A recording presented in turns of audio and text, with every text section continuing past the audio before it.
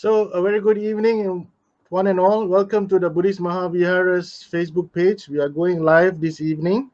And this evening, we have a guest of ours from the UK. He's a doctor who has been with us, Dhamma speaker, a well known Dhamma speaker throughout the world. And our guest, Dr. Sunil, has been with us. I think, if I'm not mistaken, this will be his third appearance here at the Buddhist Mahavihara's Dhammadana series. And this evening, I would like to introduce to you Dr. Sunil. Let me bring on Dr. Sunil. Okay, we have Dr. Sunil Kariyakarawana from the UK. Good afternoon, I think, for you, Doctor. You're in the afternoon, right? Good afternoon. Yes. Okay. So we are back here today to discuss on Doctor's subject, which is wholesome mindfulness. Let me give you a quick introduction to our good doctor. Dr. Sunil was born in a rural village in Lalvala in the Gal district of Sri Lanka. He had his primary and secondary education in the south of the island, and he entered the University of Kelaniya and obtained his BA honors degree with first class honors in linguistics, literature, and philosophy in 1983. In 1985, he won the Commonwealth Postgraduate Scholarship offered by the Commonwealth Association of Canada and completed his master's in theoretical linguistics at the University of Ottawa. Then in 1987, he was offered a teaching assistantship by the Cornell University of New York, and there he obtained his PhD in theoretical linguistics and cognitive studies in 1992. In the same year, he was offered a senior lecturer position by the University of Kelaniya and worked there until April 2000. Then in April 2000, he won 2 international postdoctoral fellowships, one to take up research in child language acquisition at the Rikyo University in Tokyo, Japan, and the other by the Association of Commonwealth Universities in the UK to take up research in clinical linguistics at the University College of London.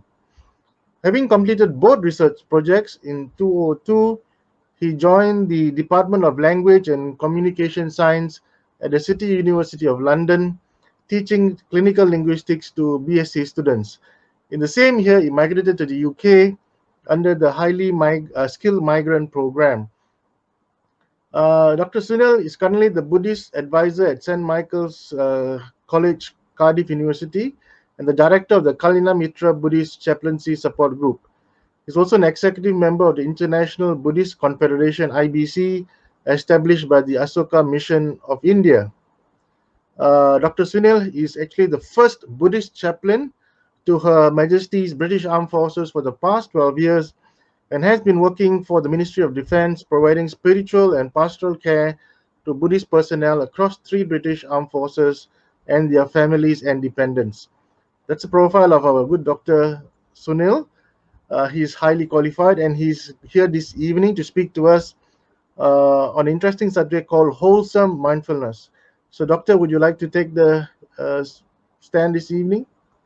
Thank you, Tilak. Thank you, everybody.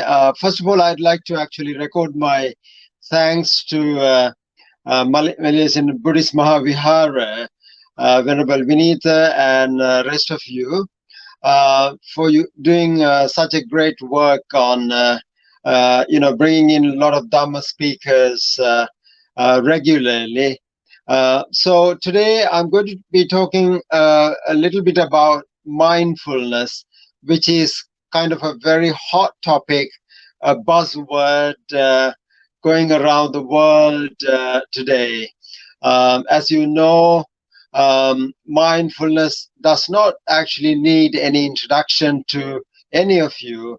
If you just Google mindfulness, you will get hundreds and hundreds of sites and people actually teaching mindfulness, talking about it, and so on. So in the United States alone, mindfulness is 1.4 billion industry.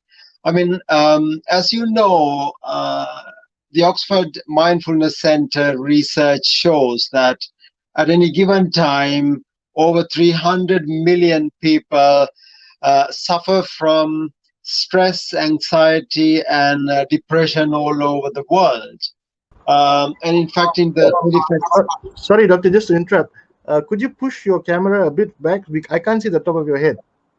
Oh, sorry. Yeah. Is it okay? Is it okay? Is it better? Yes, it's better now. Yes. All right. Um, okay. Can I continue? Yes, please. Please do carry Yeah. on. Sorry to Okay. interrupt. So basically, I was talking about mindfulness is a very big hot topic all over the world today, mainly because of mental health and well-being issues. Stress, anxiety, and depression is steadily increasing due to workplace pressures, due to so many reasons, lifestyles and whatnot. Because of this, there is a real market for mindfulness, and lots of people actually talk about mindfulness all over the world. There are huge workshops, webinars on mindfulness.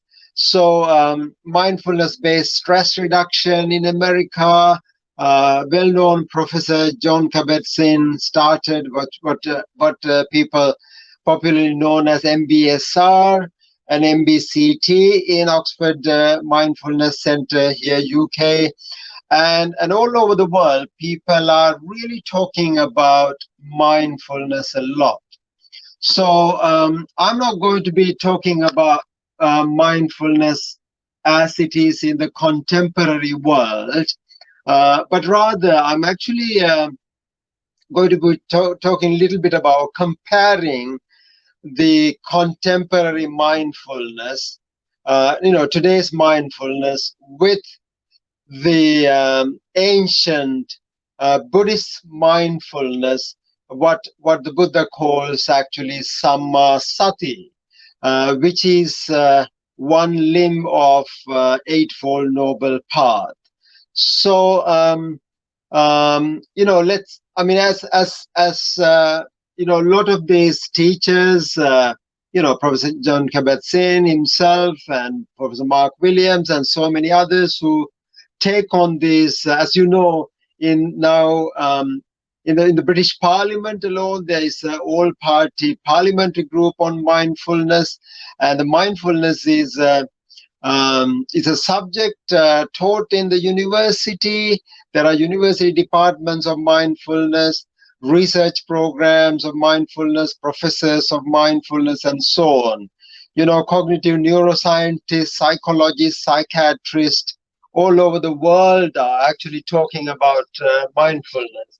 And I was just happened to be in Tesco's, the supermarket, and believe me, in their weekly publication, there's this 4-page research article on mindfulness. So I mean that really does show the level of interest in the subject. Um, so because of this popularity of mindfulness, running around the world, now people are selling a lot of stuff, in the name of mindfulness and so on. I mean, there are a lot of, don't get me wrong, there are a lot of positive sides to what people are doing on mindfulness. But what I'm actually going to be focusing on today is it would be even better if we actually understand the difference or the actually mindfulness has been there in the Buddhist tradition for last 2,500 years, and it is the very first um, aspect of spiritual teaching. As you know, the 7 factors of enlightenment, the Satta Bojjhangas, start off with the Sati Bojjhanga, and the word actually was translated by Professor Rhys Davids in his Pali literature translations. He translated the word sati as mindfulness, and that is how actually the word came into being. And now we talk about mindfulness, but I'm not quite sure whether we really understand the exact content, what it really is meant, and how it has been explored in the Buddhist tradition. Last two and a half millennia. So let me take you through some some similarities and differences. Actually, of course, mindfulness has in the Buddhist tradition, it says there are three stages. Actually, the first one is called mindfulness, and the second is called mindfulness meditation, and the third is mindfulness meditation path.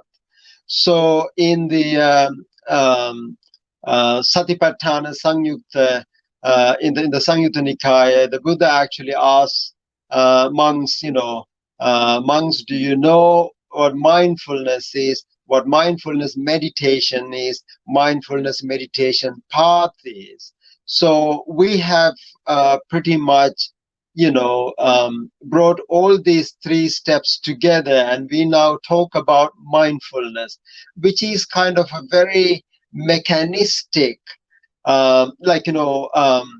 thing. So let me give you what is popularly known as a definition of mindfulness. And so what is commonly known is you know um, drawing attention to this present moment on purpose, non-judgmentally. I mean, this is the definition is being given. I mean, which sounds amazing on the face of it. But I must tell you, from the Buddhist point of view, and from the philosophical point of view, this is not right mindfulness, not sammasati at all. Let me give you an example.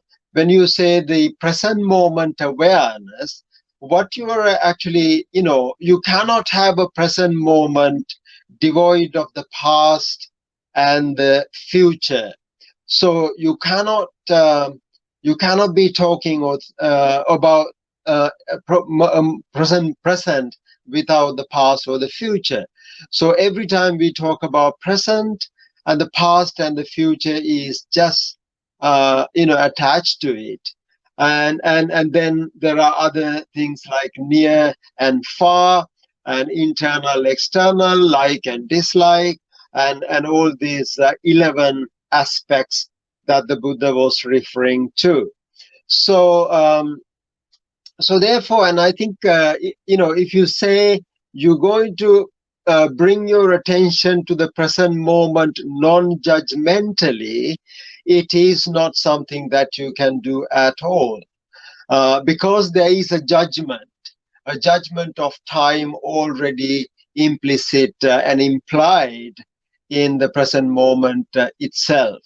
And as you know, in the Majjhima Sutta of the Anguttara Nikaya, very clearly, when the six monks talk about this, the middle.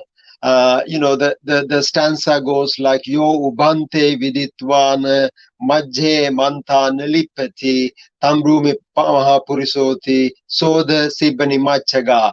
When this discussion was brought in by six different monks, and one of the ends that he was talking about was the past is one end, future is another end, and the present is in the middle.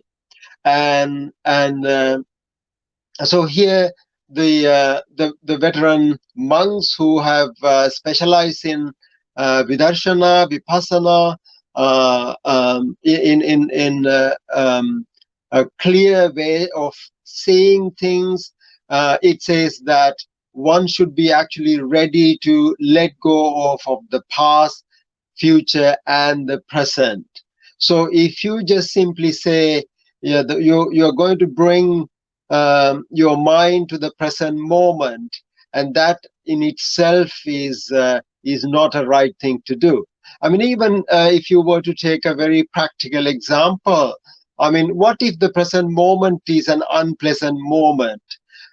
When I was actually talking about mindfulness one time, somebody told me that he has got a very bad job, really difficult boss, and he doesn't enjoy the present moment at all. So by asking by us asking people to bring their attention to the present moment, we may not necessarily doing them a big favor, because if the present moment is unpleasant, undesirable, we cannot actually it will be highly undesirable. So um, so what is the uh, right mindfulness, or wholesome or authentic mindfulness? I mean, if you don't like the word right mindfulness, you could call it wholesome mindfulness or authentic mindfulness. So, mindfulness, it is a prerogative of Homo sapiens sapiens. Only human beings apparently are able to actually mind their own mind, and this is a very, very special species specific human prerogative. So therefore, we must never underestimate the potential, our ability to, be mindful. But what exactly is meant by this word? The word sati also implies, the Sanskrit word smruti implies this, memory, bringing something to the memory. Um, and this is actually highly important, because when you say satima sampajano in the Buddhist tradition, you're not actually you are actually bringing something to the mind, and also investigating it with through your wisdom. I mean, this is a very important practice. So what do you actually bring to your mind here? What you really bring to your mind is the true nature of existence, and which is actually discussed in the right view, which is called samma ditti. I mean, the Buddha very clearly says anyone who really does not have a right view cannot even think of a right mindfulness. So the entire Eightfold Noble Path, starts with the right view. Sama dicting sama sankappam pahami,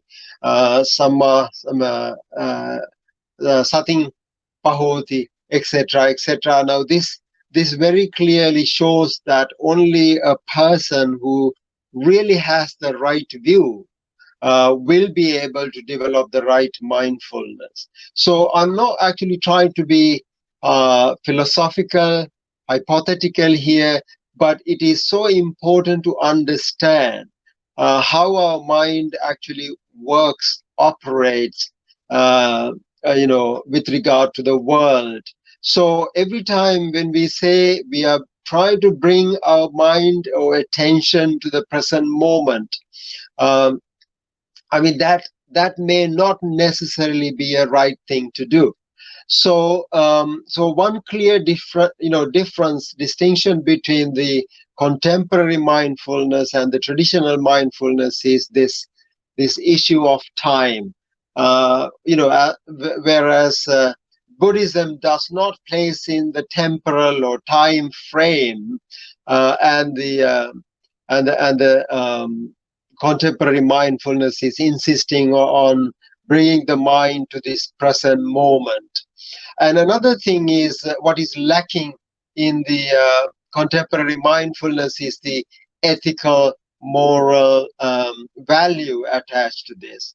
I mean, mindfulness in Buddhism is a holistic um, and a skillful practice, so which is called kusala. It is always positive. You cannot, there is no negative purpose, cannot be served through mindfulness at all, which is not necessarily the case in the contemporary mindfulness, because sometimes you actually practice mindfulness for your mundane, sometimes even unethical purposes. Now, say for example, I mean, corporate, profit making, profiteering. Now, in some corporate sector, mindfulness is being introduced and developed for people, so that people be able to actually increase the profits of a corporation, of a business. So, and I think this is kind of very mundane purpose, which is not necessarily, doesn't necessarily fall within the framework of wholesomeness. So, I mean, another classic example would be, increase your mindfulness so that, as a sniper, uh, you know, soldier, sometimes you can actually use mindfulness for that kind of purpose, and which is also not permitted in the Buddhist tradition at all.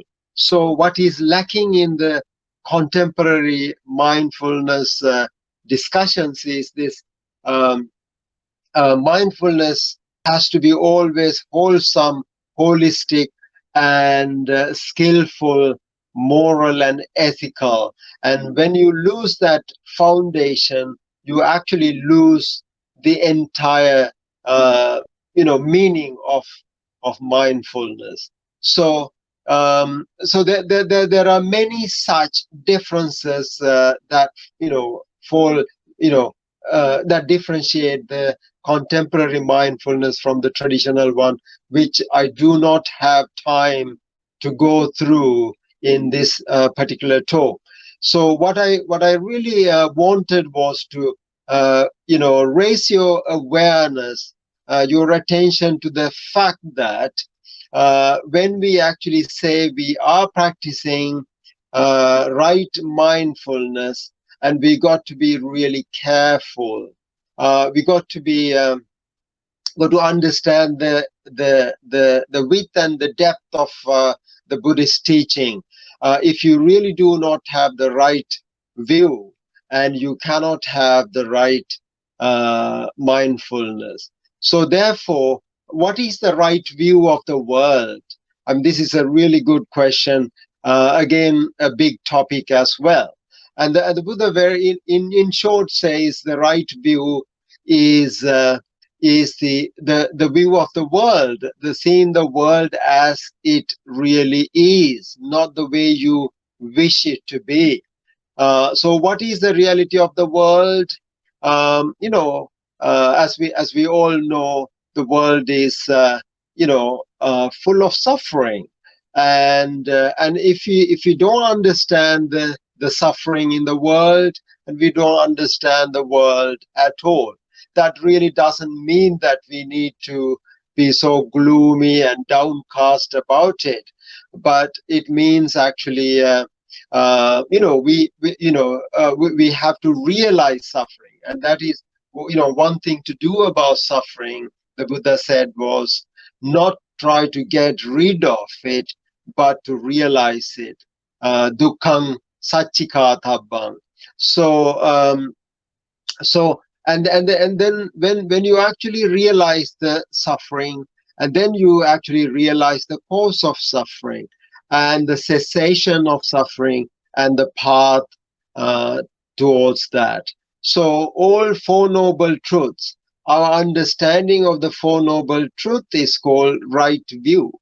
And when somebody develops that right view, one actually breaks away from what we call Sakaya Ditti, this existential the idea of eternal, permanent entity idea, Sakaya Ditti or Artha Ditti or Nicha Ditti, etc., etc.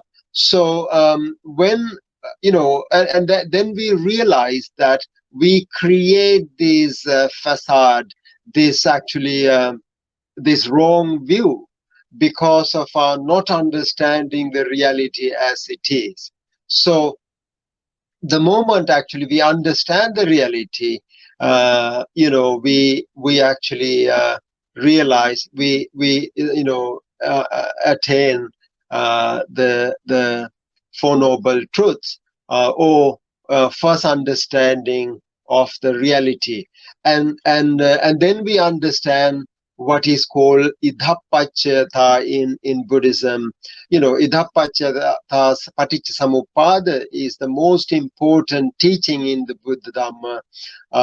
That basically, in the paticcasamuppada, the ignorance leads to formations, avijja paccaya sankhara, etc., sankhara paccaya vijnana, all these 12 links. And within these 12 links, every pair between the two pairs, like ignorance leads to formations. And if you take that, and when this is a rising of this arises, this when this ceases, the cessation of this leads to the cessation of this.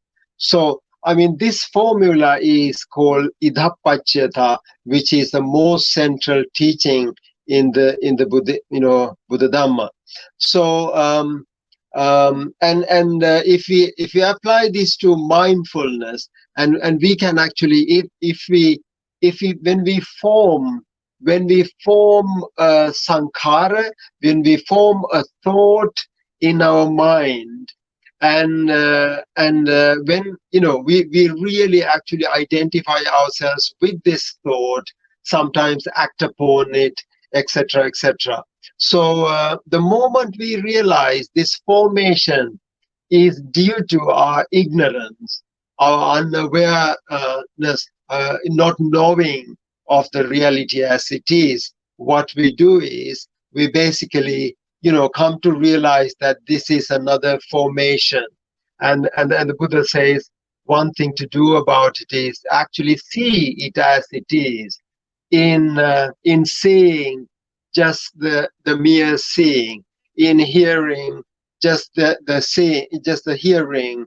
As the Buddha actually gave teaching to Bahya Daruchirya, ditte dittamattang, sute sutamattang, mute mutamattang, vinyate vinyatamattang. So basically, mere thinking, the process of thinking, rather than identifying oneself with that thought. So every moment, every millisecond, our mind gets inundated with thousands and hundreds thousands, or millions of thoughts, and but the moment we realize this thought process arises due to our unawareness or ignorance, then we actually see this idhappacchata, the connection between the two. And this realization is, being mindful of this realization is so important, because it really does help us to get to the root of the problem, where we actually create proliferations, permutations, and this is the problem, which is called prapancha in Buddhism. We by when we see something, we do not actually stop the process there, but we actually create something out of it. When we hear something, we create something out of it. When we actually when there's a thought, and then we create another thought of this, and this is actually very clearly expressed in the Kajaniya Sutta of the Samyutta Nikaya, where the Buddha says, actually, abhisankaronti iti sankharo. So, rupang rupathaya, rupang abhisankaronti iti sankharang abhisankaronti iti sankharo. So, it's not just the form, it is the feeling, perception, mental formation, and consciousness. All of these are actually formed or made into a thing through our ignorance. And when this process is happening, when we are fully aware of this process, what happens is, when the light is there, the darkness cannot coexist with it, and the darkness has to go. So in the same way, when our awareness of this process, the formation or proliferation or fabrication, is known to our mind, the mind naturally gets relaxed and cleared, or unattached, and it actually come to a very restful state. What the Buddha describes as, nibindati virajati viraga vimucchati vimuttasming vimuttamiti jnanam hoti. Once you are liberated from that, and you actually develop the understanding that you have done so. So now this is actually the right mindfulness path. So the Buddha very clearly states the mindfulness is that establishing attention, which is actually done by even the contemporary mindfulness. So developing your concentration, your awareness, there's nothing wrong with that. But you really cannot call that as right mindfulness. So establishing mindfulness is one thing, and doing mindfulness meditation is another thing. And following the mindfulness meditation path is quite a different thing also. So therefore, in summary, what I really wanted to share with you today was that the right mindfulness in the Buddhist tradition is much deeper, much holistic, much authentic and wholesome concept, and a practice. This is again, it's so important to understand that this is not just a good idea, thought, but this is actually a practice, and through which people have liberated themselves, for 2.5 millennia. So, I know it's a deep subject which requires a lot of reflection and contemplation. So, what I really would like now is to let you ask any questions you may have, so that we can explore this topic together some more. Is that okay, Leslie? Yeah, it's fine, doctor. But I noticed that today there is no questions that are being posted on our Facebook pages. This is one of the first few occasions where I think we don't have questions, because I think the subject is a little deep, and people are trying to comprehend and grasp what you are speaking about. But I Yeah, have one personal query, because if you notice nowadays, as you mentioned earlier, there are many people who are actually using mindfulness as a form of commercial training. Uh, yeah. they, they actually sell courses or training courses to corporate companies, and this has become quite a popular subject. Now, is that really acceptable, or is that how do you call it? Do we as Buddhists, have to comply, or do we need to sign up for such courses, or should we get angry because somebody is using the Buddhist knowledge in terms of mindfulness or sati to actually make money out of it? What are your views on this, Doctor? Thank you so much. That's a very pertinent question, Leslie. So actually, we as Buddhists, we never try to own anything, never try to get angry or upset about I mean, anyone using this deep spiritual practices for mundane purposes, I mean, that is perfectly fine. But what is not good is, to ignore some parts of it. So, for example, ethical aspects of mindfulness. Now, one could actually use mindfulness for profiteering, the business objectives like increase profit. And nowadays, what the corporate sector is focusing on is, more and more profiteering. And sometimes they ignore the workforce, and putting workforce and people behind, and that is actually absolutely wrong.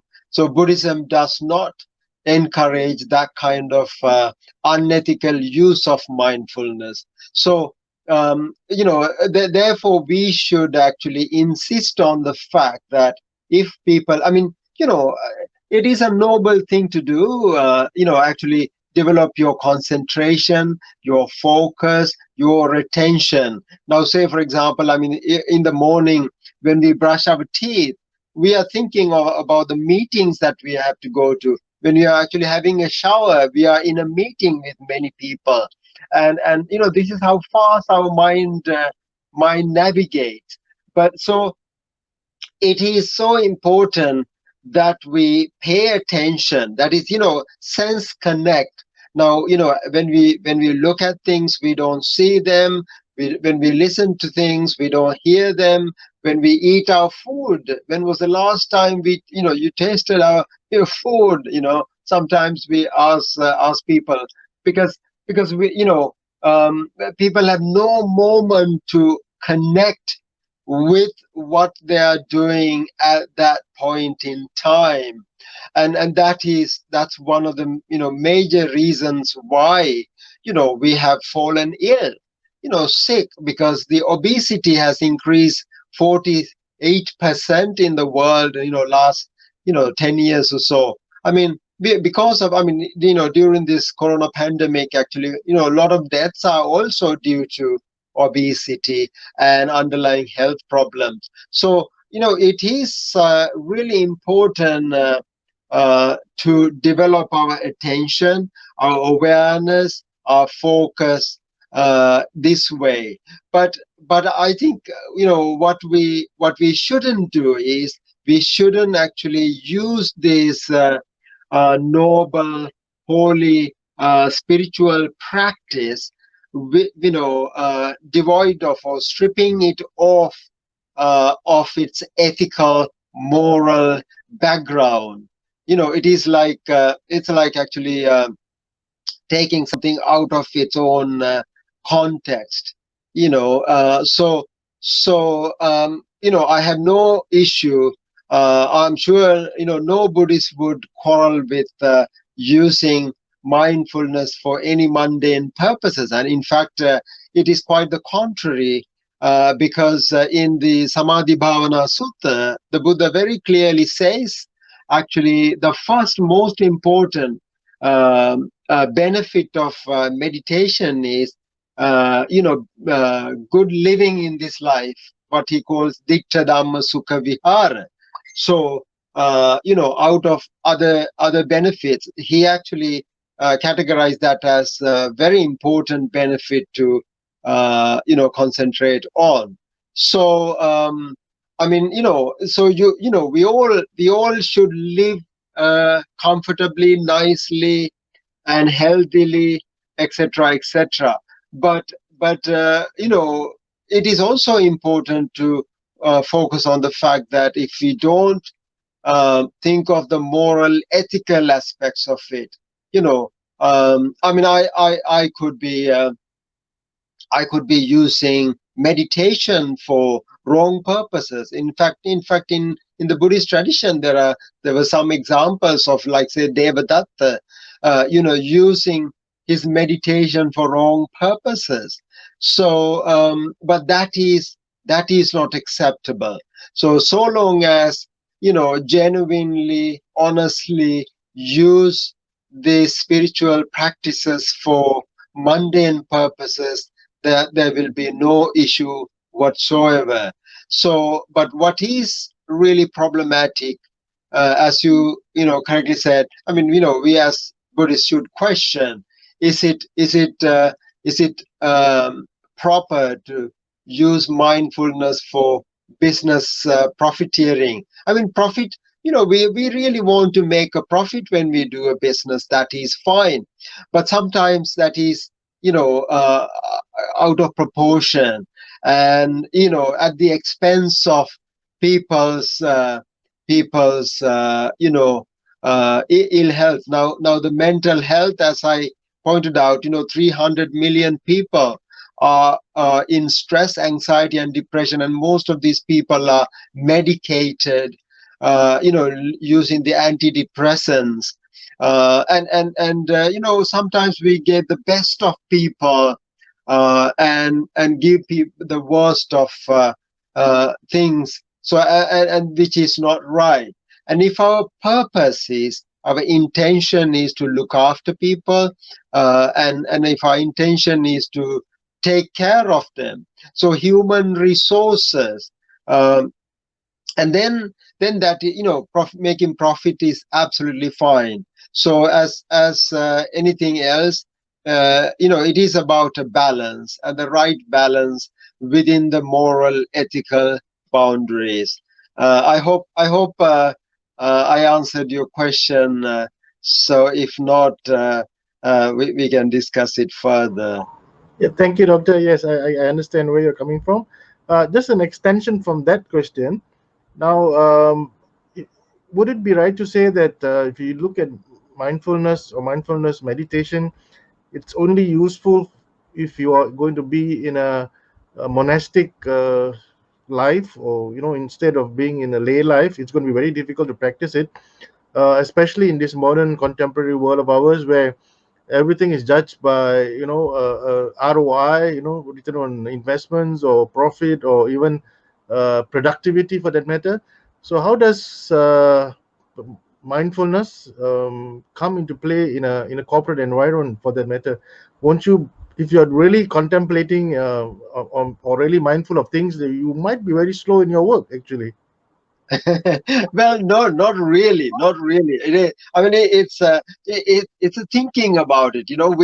We sometimes have an idea, so we think about something, and we get a wrong perception of it. And this is why the mindfulness is it's actually, it is trying to keep the right things in the mind, and not letting the wrong things actually invade your mental space. Some people use these things like head space. I mean, our head is full of lot of rubbish, and sometimes rubbish from yesterday, last year, and previous ages, and so on. And this is so problematic. And for us to be able to see the world, so clean, and without these baggages, it is so important.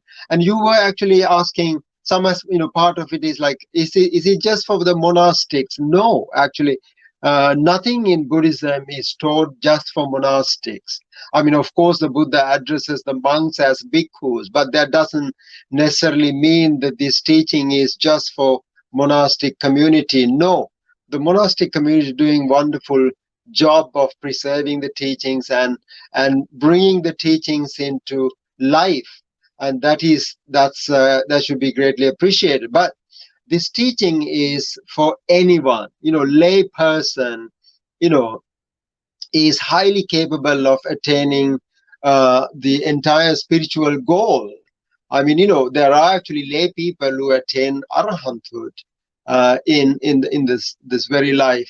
So and so therefore we should not be under the illusion that, oh, it's mindfulness is just slowing down. No, slowing down in monastics who do not have other work to do, or have a lot of time to kill. No, this is again a wrong idea of mindfulness. But actually, what mindfulness does is, so it doesn't necessarily slow you down. It increases your quality rather than the quantity. So and when your quality of life is good, and your achievement is good as well. And the problem is, our minds are always inundated with lot of thoughts. Like, say, if you develop 100,000 thoughts a day, and 80 to 90% of those thoughts are negative and repeated daily. I mean, just how do you actually work with a mind like that? So mindfulness really does help us to see through this whole storage, and then enable us to pick and choose, and give us a handle to work with this positively, relaxingly, pleasantly, and so on and so forth. So uh, I address your question. Are we still Yes, okay? yes. Yeah. Doctor, there's another question from the audience. Yeah. Just posted on the screen. Yeah, doctor, do you think it helps if a terminal patient uses mindfulness meditation to calm their mind? No, absolutely so. Um, I mean, to tell you the fact, we are all terminal. Only thing is, we don't know when we are going to die, And I mean, somebody was asking me, what's the difference between a, uh, um, tin of salmon and a human life? And then he said, the difference is the tin of salmon has a past sell by date, expiry date, and the human does not have an expiry date. So, I mean, we are all terminal in one way or the other. But I'm actually realizing the impermanence of our life, our transitory nature of our life is so important. And actually, the Buddha gives us a very good meditation called death meditation. Contemplate on your death every day, and even every time you breathe in and breathe out, and that when your exhale can be the last exhale of your life. Who knows?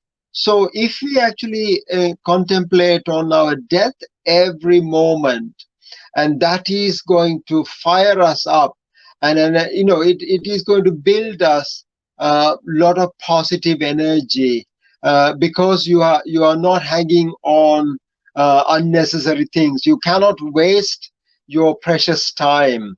I mean, when you go on holiday for 2 weeks, do you regret about anything? You try to get the best of those 2 weeks. So the similar way, I mean, if you have got 2 hours to live, you might as well make the best use of those 2 hours. So I mean, terminally illness people, they should actually um, be mindful and practice on the death, contemplate on death, not in a negative way, but in a very positive way. So I mean, the only reason is we actually, we think of death as a finite thing. Actually, death, it happens to us every moment, and there, what is actually factual, real about our life is death. But we tend to ignore that part altogether, and we don't want to even think about it. So that is why it brings us fear. But if we reflect on death, momentarily, I mean, during this period, I mean, nearly. close to 1 million people have perished last 3 months from the earth, and some of them actually had no clue that they were going to exit, um, die. But c'est la vie. That is the life. So we have to face it, and we might as well face it with mindfulness, with that clear comprehension and awareness. Thank you. Thanks for the question. That is all the questions we have, Doctor. So I think we will now wrap up tonight's Dhamma discussion, and maybe we should now do the Anumodana. Would you like to do the Anumodana to the dearly departed as well as to the Devas, Dr. Sunil? Wonderful, wonderful, Tilak. Let's actually hope that the Buddha Dhamma is so precious, and we contemplated on the right mindfulness for nearly for 1 hour, and by doing that we generated a lot of merit, kusala, and let's share this merit with the devas, with all beings everywhere, our departed relatives, everybody, especially those who are really having tough time on hospital beds and war zones, etc., etc. So may they all be well. May they be free from uh, stress, anxiety, and may they attain peace. And so let's actually put our heads together and do the Anumodana. Akasattha cha bhummattha devanaga mahiddhika punyantang anumoditva chiran rakhantu loka sasanang. Akasattha cha bhummattha devanaga mahiddhika punyantang anumoditva chiran rakhantu desanang. Akasattha cha bhummattha devanaga mahiddhika punyantang anumoditva chiran rakhantu mam parang. May all beings be well and attain peace. Thank you, Doctor. So, on behalf of the Committee of Management and also the members of the Mahasangha of the Buddhist Mahavihara here in Kuala Lumpur, let me take this opportunity to thank you once again and for sharing your Dhamma knowledge and wisdom with us this evening. I know you're a very busy person. I know you have, if I'm not mistaken, another Dhamma talk after this. And so, Doctor, on behalf of all of us here, and also the listening in audience, the live audience, and also the sponsors for this evening's Dhamma sharing. May all of you all be well and happy. And thank you for taking time off to listen to us. A very good night and pleasant evening to one and all. Sadhu. Thank you.